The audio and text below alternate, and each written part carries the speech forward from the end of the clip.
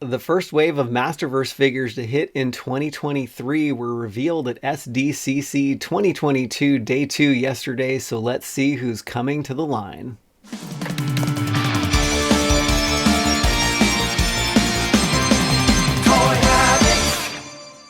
And before we dive into the news, be sure to give it a like and subscribe to the channel so you can be alerted to the latest news, reviews, and episodes when they drop. Hey everyone, welcome back to Toy Habits News. I'm Michael, and with me is my collector in crime, Larry. Now, Mattel revealed the first wave of core Masterverse figures yesterday, which look eerily familiar to the Canal dos Rosmaneros leak from way back in March of 2022. Yeah, it's crazy. It's funny to see the same picture pop up on there. Of course, the details better in this one, but Yeah.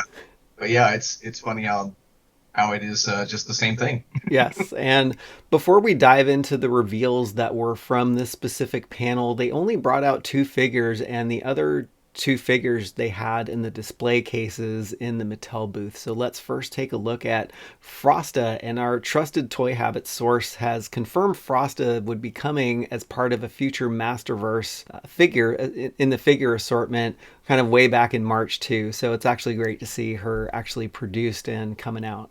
Yeah, it is. She looks cool. I'm excited to see her. I think all the Princess of Power figures are going to be great for the Masterverse line. Oh, definitely. Yeah. She's dressed in her classic blue and white attire and she looks gorgeous. She also comes with that spinning staff and that ice effect that snaps onto her wrist and an extra set of hands.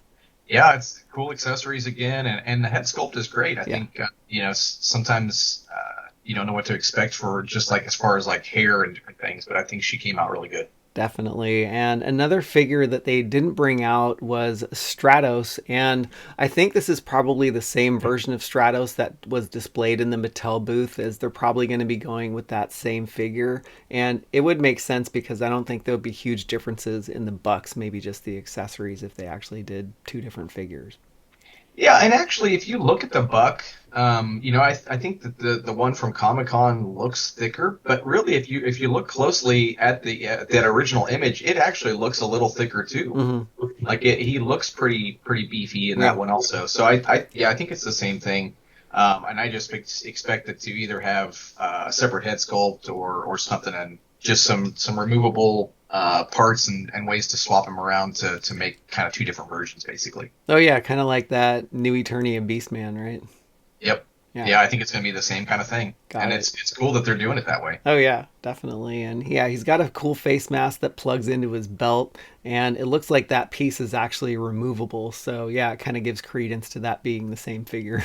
Yeah, and maybe that's just like maybe it's one of those like fanny pack beverage holders, maybe Gatorade or some Corona or who knows? I don't know what Stratos would be into, I but know, right? Yeah, it's like when you're flying around Avion, like what are you gonna do for refreshment like it's like one of those camelback backpacks, yeah, right? yeah, exactly. He's got to stay hydrated. I mean, maybe it's just water. I Yeah. mean, who knows? That's awesome. And the figures that they did bring out were Rubato and Sorceress Evil-Lyn, which they are dubbing Skelesorceress. Yeah, I don't know what I think of the name, but she looks cool. Yeah. It was kind of seeing the cartoon version. I really didn't think they would make a figure of her that way, but I think it looks great. Oh yeah, she looks great. So let's take a closer look at her. And yeah, I mean, she looks like she's ripped right out of the Revelation Part 2 series. Yeah, they did a good job of kind of translating that cartoon version into a figure. And man, yeah, she came out really good. The soft goods look really cool. We were talking earlier about that blue collar piece. Whether it's plastic, it doesn't look like Hmm. fur, but it does look like it could be material in the one that they're holding. Oh, interesting.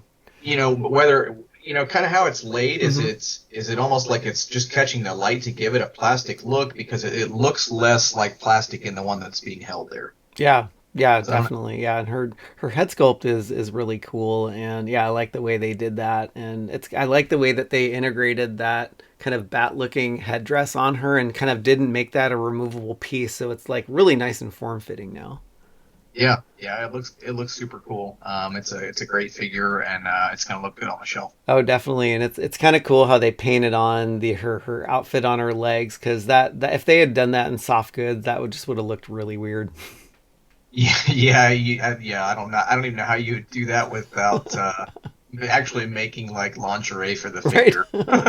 Which is essentially kind of what her outfit really looks like. It is, but somehow I think it would feel a little more creepy Yeah, if it was actual like soft goods, that's true. because the way it is just paint. So, but yeah, I think it came out pretty good. So, Yeah, I wonder if the Barbie line was trying to say like, "Oh, hey, let's make some soft goods lingerie for her," and the Mochi line was like, "No." yeah, I don't know if that's the direction we want to go. All right, and the last figure that we're gonna show is Rubato, and he comes with interchangeable accessories for his hands, which include a cannon, a regular hand, and a laser blaster, and those two power swords that look like they can be forged together. Yeah, I'm guessing. You think they'll snap together? Mm. I mean, they kind of look like they could. Oh yeah, I that, mean, if you're making them like that, you surely make it where it'll snap together, oh but yeah. maybe not. That's kind of, yeah, that'd be cool. They also said that his jaw is slightly hinged, and you kind of move it up and down, just like the original and the classics version too.